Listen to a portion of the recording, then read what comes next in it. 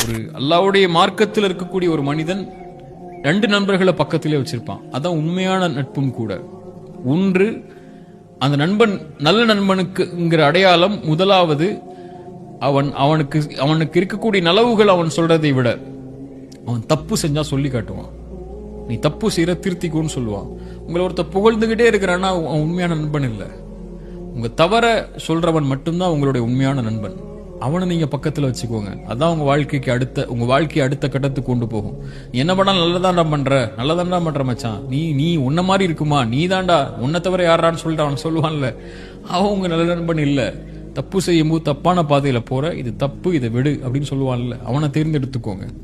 2வது, இன்பமான நேரத்தில் எல்லாமே இருக்கும்போது உங்களோட இருக்கிறவனை விட நீங்க நஷ்டத்திலையும் கஷ்டத்திலையும் பிரச்சனைகள்லையும் இருளையும் இருக்கும்போது நான் இருக்கவா, உன் காரியத்தை நான் லேசாக்கிறவான்னு சொல்லி உங்களுக்கு கரம் கொடுக்கறான்ல, அந்த நண்பனை தேர்ந்தெடுத்துக்கோங்க. அது ரொம்ப கஷ்டம்.